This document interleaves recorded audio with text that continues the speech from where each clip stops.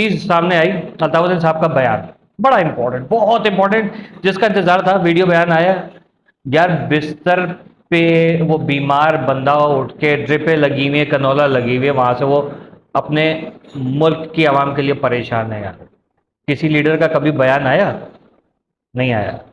अल्ताफ हुसैन साहब ने कहा कि भाई, मुतालबा किया है और कहा है कि पाकिस्तानी हुक्मरान इस्टेब्लिशमेंट से मुतालबा करता हूँ कि 50 साल से मैं ये कह रहा हूँ कि ये जो तालिबान है, इनको आपने असला दिया, पैसा दिया, खाने पीने को दिया, कपड़ा दिया, रहने की जगह दी, यहाँ पर आपने कहा कि ये मुजाहिदीन है, और अब वो फितनतुल खवारिज बन गए हैं, फितनतुल हिंदुस्तान बन गए।